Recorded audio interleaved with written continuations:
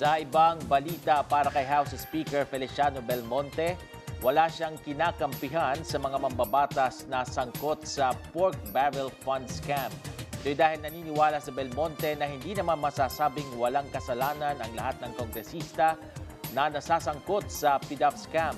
Alamin natin ang detalye mula sa report ni Rema Peñaflor. Wala raw kinakampihang miyembro ng House of Representatives si House Speaker Sonny Belmonte pagdating sa usapin ng PDAP scam.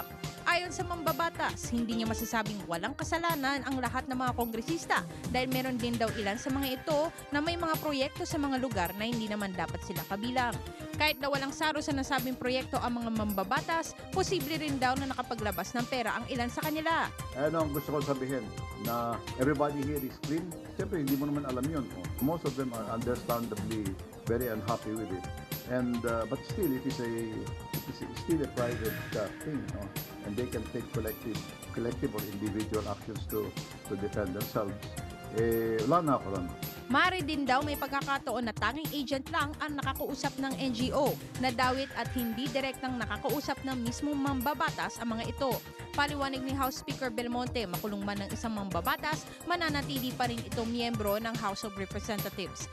Ngunit naniniwala pa rin siya na dapat ay manatiling inosente ang isang tao hanggat may patunay na may pagkakasala ito. We happen to be in the only profession where to be mentioned in the media is almost like being condemned. Yung makaaway mo, ulit-ulitin yan. Kaya nga sinasabi ko sa mga companions ko dito, paghandaan din niyo. Samantala, sinabi din ni Speaker Belmonte na nakikisimpatya siya kina Senador Juan Ponce Enrile, Senador Bong Revilla at Senador Jinggoy Estrada na dawit sa PDAP scam.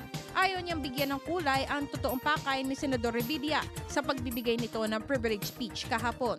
Gayunpaman, naniniwala ang House Speaker na dapat niyang harapin ang mga kaso laban sa kanya.